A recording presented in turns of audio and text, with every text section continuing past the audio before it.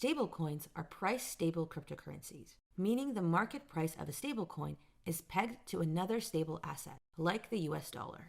Bitcoin and Ether are the two dominant cryptocurrencies, but their prices are volatile.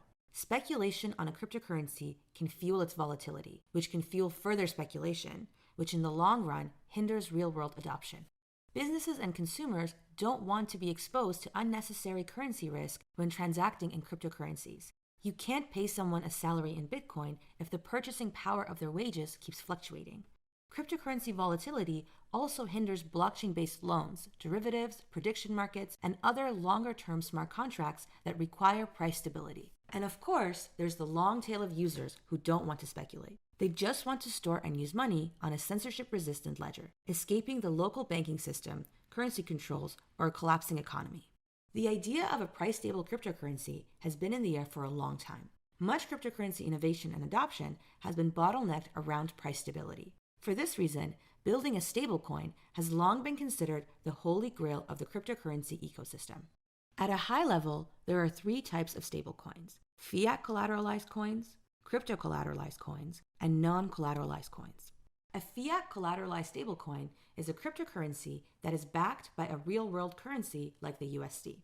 It works by depositing dollars into a bank account and issuing stablecoins in a 1-to-1 ratio against those dollars. When a user wants to liquidate their stablecoins back into USD, you destroy their stablecoins and wire them the USD. This asset should definitely trade at $1. It is less a peg than just a digital representation of a dollar. Some examples of this type of stablecoin are Tether and TrueUSD. This is the simplest type of stablecoin, which is a great advantage, both in helping people to understand how it works and in implementing those solutions. It is also 100% price stable, because for each coin, there is $1 in reserve that can be redeemed at any time. And perhaps most importantly, it is less vulnerable to hacks, because no collateral is actually held on the blockchain. However, this safety and stability comes at a price. Fiat collateralized stablecoins are inherently centralized because they need a trusted custodian to store the real money. Otherwise, they will be vulnerable to theft. You will also need to have auditors who will periodically check in on the custodians and make sure that there is enough money stored in reserve, which can be expensive. Lastly, a fiat-backed stablecoin is highly regulated and constrained by legacy payment rails. If you want to exit the stablecoin and get your fiat back out, you'll need to wire money or mail checks, a slow and expensive process. If we move away from fiat, we can also remove the centralization from the stablecoin. This is where the idea of crypto-collateralized stablecoins comes in. They operate in the same way as fiat-backed stablecoins, but are backed with reserves of another cryptocurrency as opposed to a fiat currency like USD. This way, the entire system can live on the blockchain and remain decentralized. MakerDAO's DAI is the most prominent example of a crypto-collateralized stablecoin.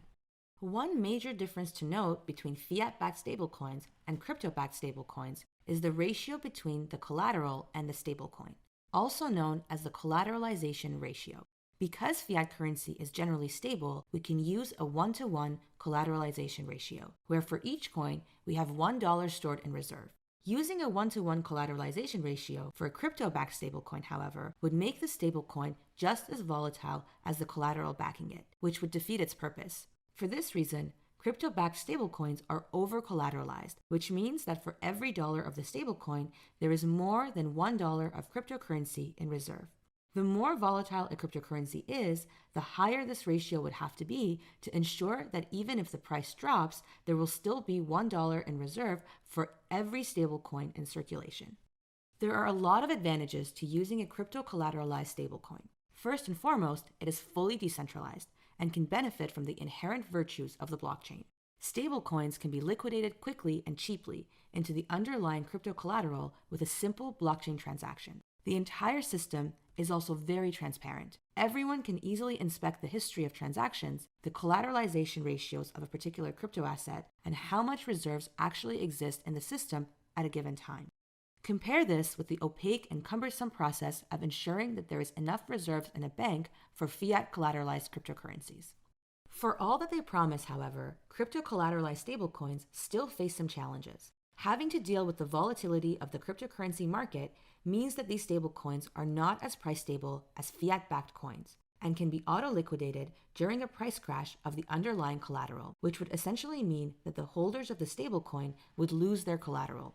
Accounting for this volatility means having to over-collateralize each coin, which ultimately makes for an inefficient use of capital, because for every dollar you put in, you can only take out some percentage less than that dollar. Crypto-collateralized coins are also rather complex in design and have to resort to very intricate and sometimes non-intuitive methods to ensure their stability, which makes their adoption and implementation more difficult. The last type of stablecoin is a non-collateralized stablecoin, and as you can tell from the name, it aims to maintain stability without relying on a collateral in reserve. This might sound a bit odd, but it's not that crazy of an idea. In fact, fiat currencies have been able to do this for decades by using central banks to control money supply. You can learn more about the details of how this is done and why it works by watching our weekly webinar from April 3rd, 2018, called How Money Stays Stable. As we discuss in the webinar, the value of a currency is determined through supply and demand. If there's more people who want a currency than there is units of that currency available, the price of that currency will go up, and vice versa. Central banks use this information to ensure a currency's price stays stable by printing new money when the price of a currency goes up and buying back and destroying money when the price of a currency goes down. Non-collateralized stablecoins want to do the same thing by coding logic into smart contracts that can perform the functions of a central bank. These smart contracts will use oracles to monitor the price of the stablecoin on exchanges and will create new coins when the price goes up and buy back and destroy coins when the price goes down. Currently, the most promising project in this category is Basis Coin. A non-collateralized coin is independent from all other currencies. Even if the US dollar and Ether collapse, a non-collateralized coin could survive them as a stable store of value. Unlike the central banks of nation-states, a non-collateralized stablecoin would not have perverse incentives to inflate or deflate the currency. Its algorithm would only have one global mandate: stability. This is an exciting possibility, and if it succeeds, a non-collateralized stablecoin could radically change the world. But if it fails, that failure could be even more catastrophic, as there would be no collateral to liquidate the coin back into, and the coin would almost certainly crash to zero. The system also has some inherent complexity and can be rather opaque and difficult to analyze. Most importantly, though, it relies on faith in its stability and continual growth, just like national fiat currency does, which makes it very difficult to adopt at this early stage when faith in cryptocurrencies themselves hasn't been solidified. Thanks for watching this video. We hope you enjoyed it. If you want to learn more about MakerDAO, the different kinds of stablecoins there are, decentralized lending, and much more, consider checking out the course on our website for an in-depth guide to MakerDAO.